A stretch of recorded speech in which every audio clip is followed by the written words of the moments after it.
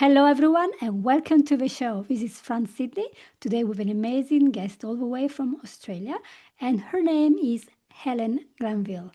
And she has a true story to share with you, a story of faith that has been forged literally with fire. Because years ago, she faced a very intense public scrutiny and also a very deep personal loss when she fell in love with a man that was involved in one of Australia's most publicized white collar crimes. So, Helen is here to share how her relationship with God became her anchor during the deep crisis. And she will also discuss with us how she found peace through prayer, how she discovered the courage of forgiveness, and how she transformed her hardest circumstances into a life full of purpose. And that is exactly what led her and her husband to found Second Chances SA, which is a charity dedicated to helping the families of prisoners. So please welcome the author of A Second Chance and founder, Helena. Hello, welcome to the show. Hello, greetings from down under. Yeah, down under, we're here just opposite side of the globe. It's good to Exactly. see you, Helen. And you have such an interesting story, which I hope will give so much purpose and hope to all the people who have to go through these steps. Maybe not everyone is married to a person that has been in prison, but there are always so many tragedies. And how do we climb out of this? How do we forgive? Do we have this courage? It's so hard to find, isn't it? And I, in my podcast, want to go through all the neuroscience, all the mindset, but now I thought, you know what? We need to see the science of faith, the science of prayer, and how they help us. So let's start from the beginning. You were then in Australia, and how did you meet this guy, this amazing guy? You got married, so. Well, just to backtrack a little, this guy was our family lawyer. I had never met him, and at the ripe old age of 20, I'd read the headlines and I decided I want absolutely nothing to do with this man. He had a history with being a womanizer. He was 20 years older than me, divorced, three children, and he just happened to take a one-way ticket to Rio. So the headlines were many, and I didn't want to even meet him. But my father had a dream, and my father felt that if he had lost everything, his friends had denounced him, he lost his station in life, he'd like to think that somebody, somewhere, would give him a second chance. That's quite a thing. Your father had a dream. Can you tell us a little bit more about that? Well, he had the dream, and funny enough, I don't think my father had a dream before or since. The Mm. saddest part for my father is he wanted to help the lawyer by getting him out of prison on bail. And back in the day, in the mid 70s, we're talking about $50,000. My parents put down their home, which was valued at $54,000. The police tried to talk them out of it because they were sure he was a flight risk again. But my father had gone to visit Jeff, and he believed that he was a changed man, and he wanted to face the music and face the court with the crimes that he'd committed. Mm. Um, my father was quite happy to help Jeff, but he didn't anticipate that he was actually going to be introducing us. And the last thing on his mind, because of the age gap and so forth, he just never thought that we would fall in love. So you met Jeff at which point of this adventure? Well, he had just returned from Rio, so he hadn't been sentenced. And my father raised the bail money to get him out so he could prepare for his court case. Got it. And so what happened next? Well, when Jeff, my to-be husband, proposed. You remember, I didn't want anything to do with him. But 3 weeks later, he proposed, and I said yes. So clearly, I had a dramatic turnaround. I realized that this was not the man of the headlines. And of course, at 20, I was a self-righteous religious git. I'd already made up my mind. He wasn't even worth a second chance. So what happened next? 3 weeks later, he went to my father and said, I would like to marry your daughter. And my father didn't like that. So he withdrew the bail and put him back in prison. Whoops. Then a cousin came forward. So the cousin came forward and the bail was reduced to $35,000. Wow. Sorry, I got a little mosquito flying on my face.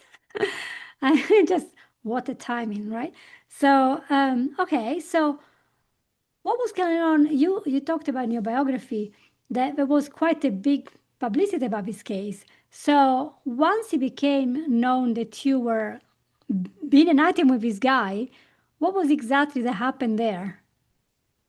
Well, all my friends, my relatives, everybody opposed it. They thought I was being poisoned by him, that he'd manipulated me. So we just held on to the fact that we knew that we were in love. It wasn't very long. He was about 15 months before he had to go to court to face the music.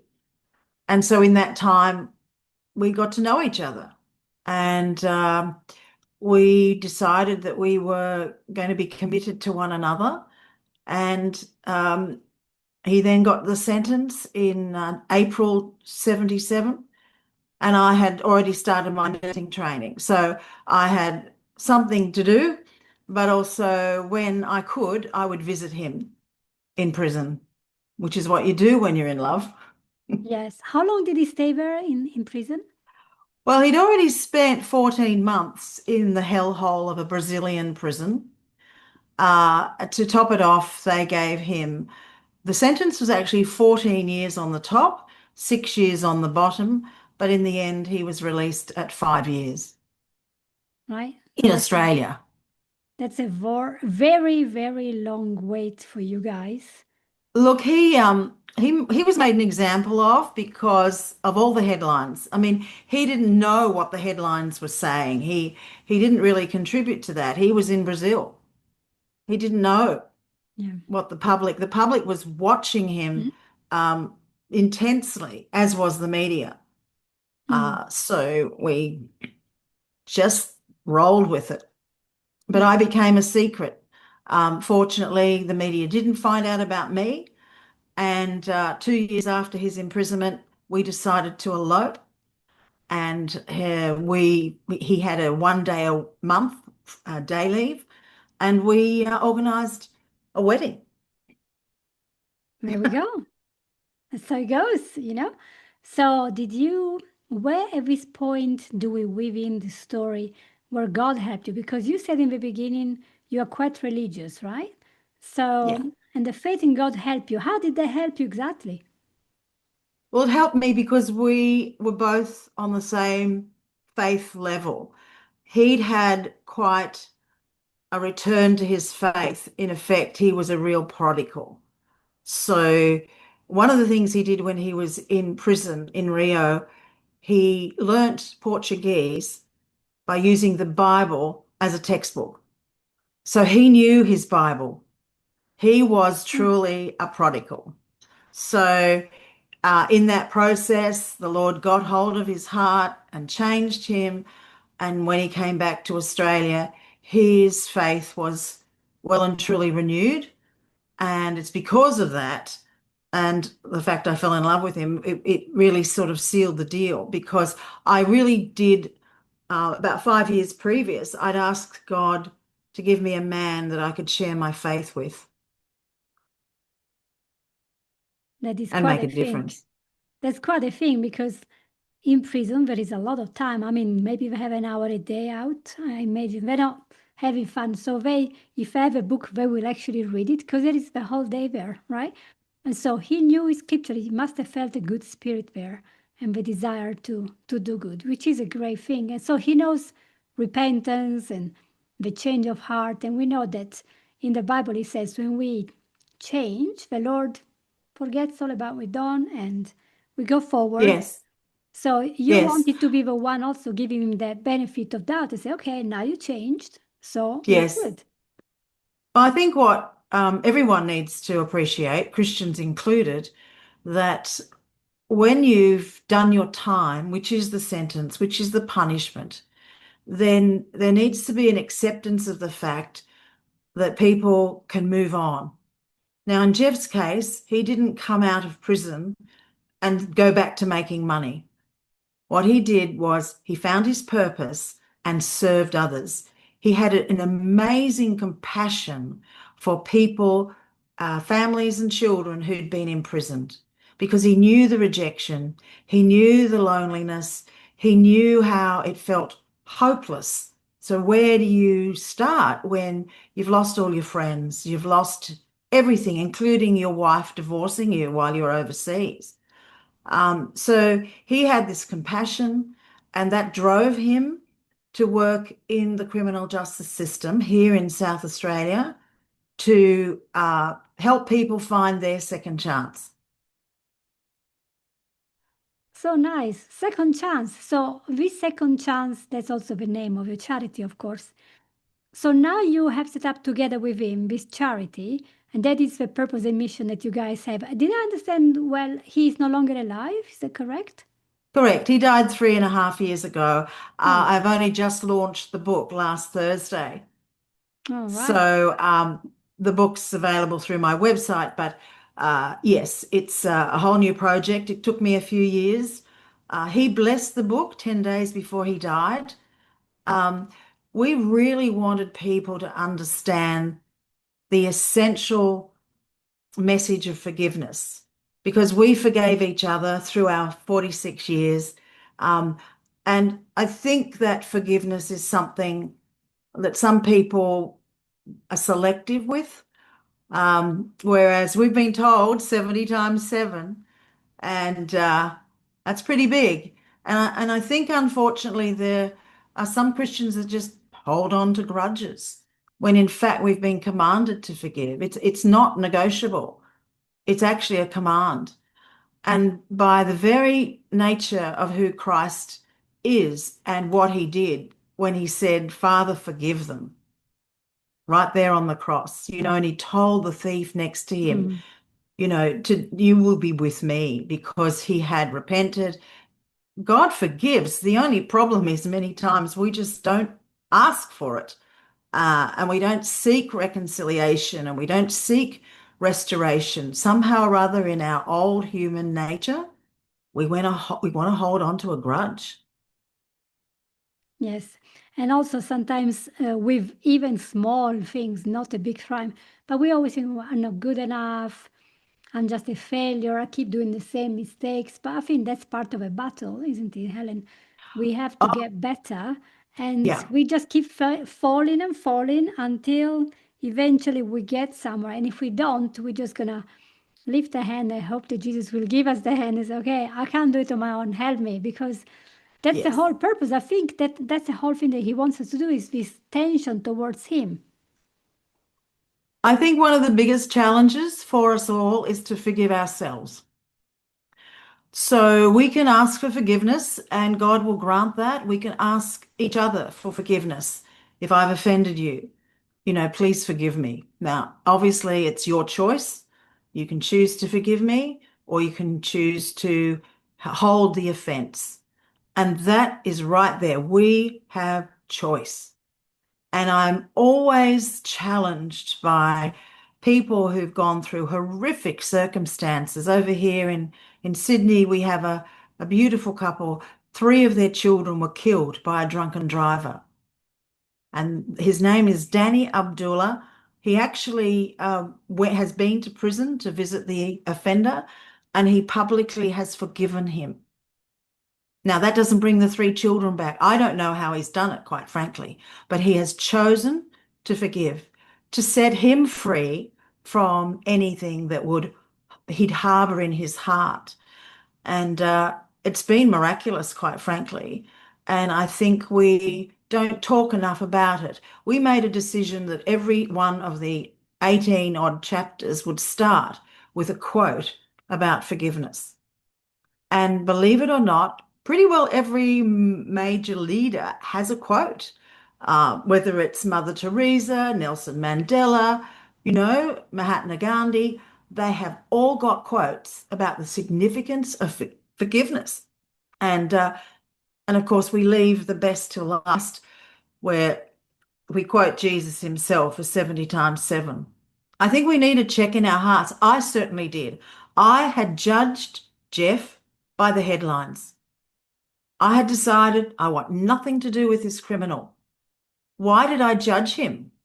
When I had to rethink, wow, if he's repented and come back to God, who am I not to forgive him?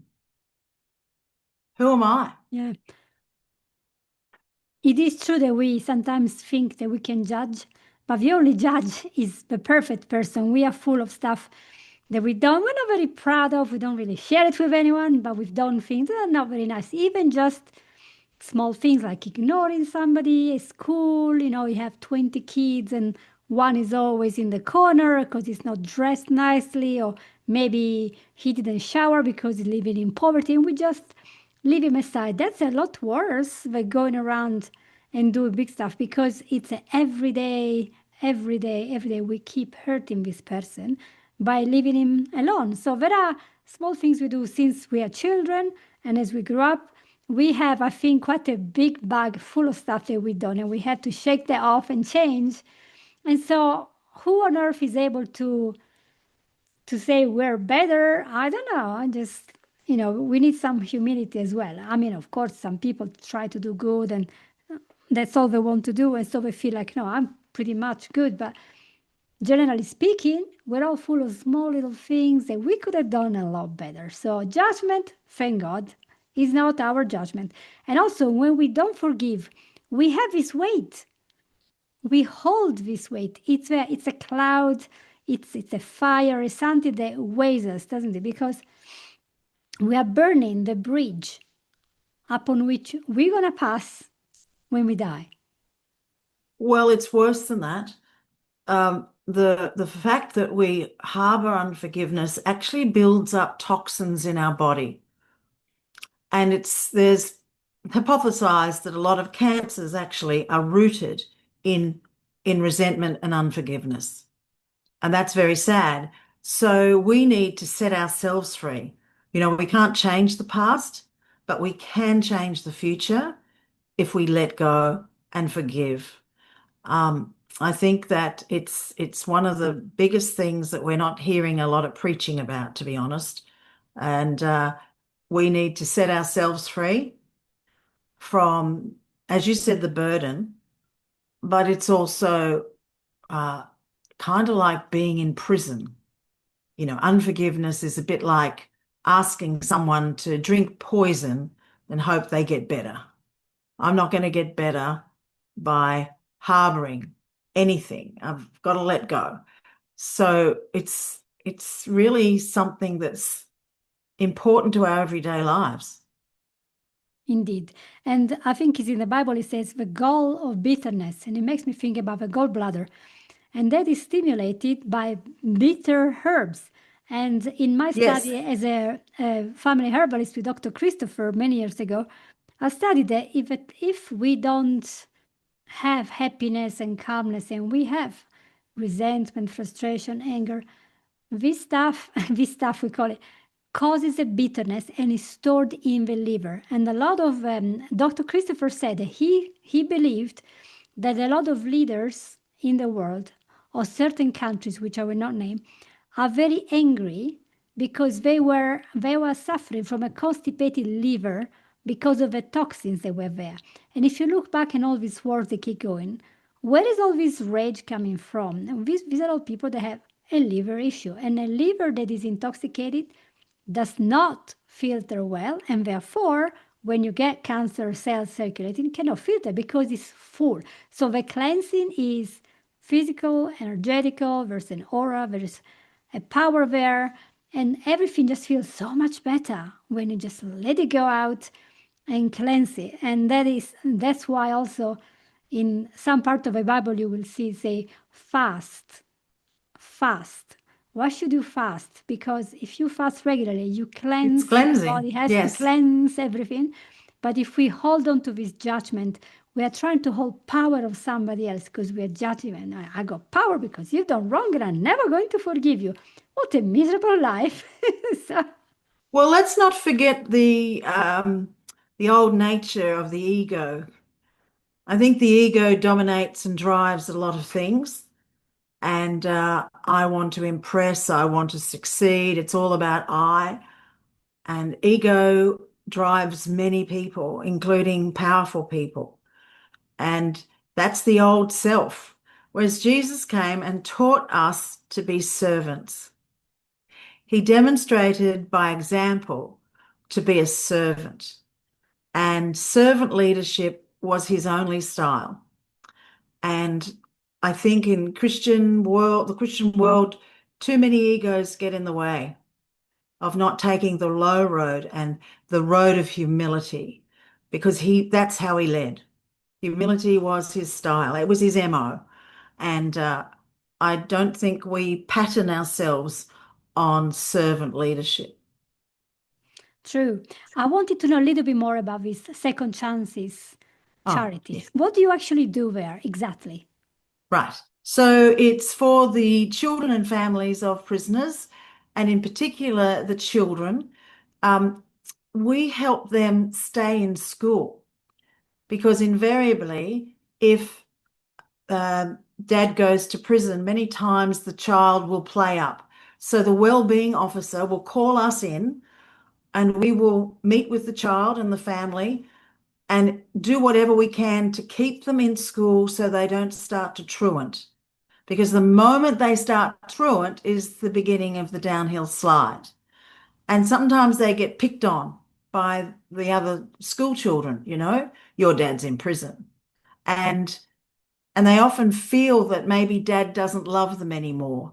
They feel abandoned, and maybe it's my fault that he's gone to prison.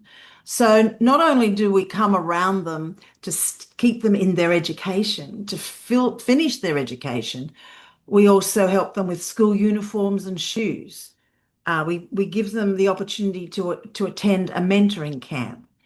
We provide Christmas presents because we don't want them to miss out. And then there's birthday presents because we don't want them to feel forgotten. And that's what it's all about, is ensuring that we can put these strengthening factors around the child. In particular, it could be 2 or 3 years that dad's away, you know, and that's a huge chunk of time in the life of a child and in their development. And so mum is often the single parent and she's struggling to budget, she's struggling with discipline. She probably also has a life controlling issue as well, because 80% of crime is drug and alcohol related. And but that's what we do because we're interested in keeping the children on track so they don't become a generational statistic, because the children of prisoners are 7 times more likely to go to prison than any other peer group in the community. It is true. It just like when you throw a stone in the water, but all these concentric waves they go deeper and deeper and bigger and can touch so many fields in your life. It's not just one person is in prison. The whole family, the relatives, the friends are touched. And so your life revolves around this problem. And then the kids grow up thinking, okay, where is the figure that is missing now? Who's going to be there for watching me when I go for the sport or Yeah, hold me when I need, because a mom now yeah, or the dad is working like crazy. It's a difficult time. yeah. Well, you've got to remember that many of these families have never had someone as a role model who actually gets up in the morning and demonstrates work ethic. We must never take our families for granted. My father went to work. My mother went to work. They demonstrated work ethic, you know, and that in itself is very important because in some of these families, there's an expectation that the government will give them a handout. I don't know what you call it, but we call it the dole. And there's an expectation, oh, that's my pay, when really they haven't earned it. It's just a government, Yeah, benefit. handout. Um, and they also got associates of mum and dad. that aren't necessarily the best people in the world to show them of some kind of role model. So they don't necessarily have a mature, responsible adult to teach them how to drive. They're not necessarily encouraged to complete their education. And when they get home after school, they're not necessarily encouraged to finish their homework because mum and dad didn't, you see. And then they sometimes are subjected to moving around, looking for other housing. And there's these basics that I've realized in my family that I just took for granted in my middle classness, if you get my drift. You know, I was taught manners, for example. I was taught respect for authority. Now, under the roof of many of these families, they're actually taught to disrespect authority. And that includes the police, the local pastor, the teacher. They have no respect for anyone who has authority. And that's a very, very, very sad situation. And they grow up in this position of not caring about anyone who has responsibility and positive influence on their life. Yes, absolutely, 100%. That is not just Australia. I'm thinking worldwide, very situation. And I wanted to say, so you're showing that using faith, service, and a good structure with a good organization, people can help those who, for various reasons, have ended up in this condition. In fact, some people that are in prison for a reason because in their own family there was this pattern and cycle they repeated, so they don't have this hope. And I'm glad you're doing this. But before we go, I wanted to know if there anything else you haven't touched, and if you have any tips that you wanted to share with us. If a person thinks, oh my gosh, I don't know what to do next, I feel like I'm falling, I'm uncertain, I cannot see the outcome, I'm struggling with forgiveness. What are your tips and what are your final words of wisdom? I think it's very important, no matter how low we go in life, to realize that's not the last chapter. There is hope. And if we make good choices and surround ourselves with positive friends and family who can encourage us, then we do have hope. But not everyone has those people. And so we actually have to actively look for people who believe in us along with our faith. You know, it's twofold. And so the other tip that I have is I cannot emphasize more strongly enough the significance of forgiveness, the significance of not harboring a grudge, the significance of just letting go. And because everybody needs a second chance. And I believe that with all my heart, that if someone has truly turned their life around or truly want to, the last thing they need is condemnation, because Jesus didn't come to condemn. He came to set people free. And setting people free is setting ourselves and others also free of the burden of the past, the shame, the guilt, all of that. We do need to be strong, and we do need to be bold, and we do need to not fear. And as you know, do not fear appears 365 times in the Bible. So often I find when I even talk to Christians, they're full of fear. I'm thinking, where is that coming from? Because it's the opposite of faith, you know? And I cannot stress more the significance. If anyone's listening to this, I highly recommend you look in the mirror and reflect and look back. Imagine if you were to die tomorrow, who is in your past or your life that you haven't forgiven? Please forgive them. Very good message. Yes, it will be a great day, and I'm sure we can, in the other world, we can progress to something else, to something better. But if I have not been forgiven, something is holding them back. That is terrible. I don't want to be in charge of that.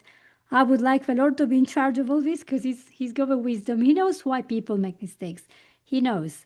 And also, there is a small percentage of people who will do terrible things because they have terrible diseases, mental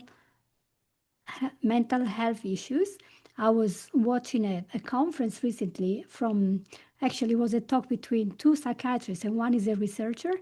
And he studied bipolar and depression and took all these studies for 6 years. He went through everything. And he was saying the causes of bipolar, he found the cause. And it's all this wiring and something to do with your methylation not going on. And in some cases, you become extremely violent and you cannot control it. It's part of how your DNA is. Your pathway for cleansing don't work, and therefore your mind is not working. The brain is an organ. If a brain is not getting rid of the toxins, it cannot wire and fire normally, and so you're a dangerous individual. And there are psychiatric units for these people that are just so dangerous. You're like, they can't repent. They can't because they are born with a problem that gets worse. So for us to judge these people and impending all this our righteous judgment, we don't actually know why some people are born like that. And if they are unlucky, they're actually born in a family where they have also a bad situation because maybe it's genetic. And so they are a product of all the genetics and condition and poverty and then being in prison. So I just do not want to be the person saying, oh yeah, you deserve to stay in hell the rest of your life. That's not up to us. For now, we're just going to try to get this peace and see if we can save the children at least so they can maybe change the situation, maybe help the single parent left at home. Who knows? Well, thank you so Yeah. much. Thank you so much for all your Yes. wisdom. I feel like there is a lot of purpose, and you are, where are you in Australia? Is it Adelaide? Yes. Adelaide. Adelaide, okay. Nice, Adelaide, South Australia. nice place. Woohoo. I haven't been there yet. One day, one day. Australia is a little bit far from here.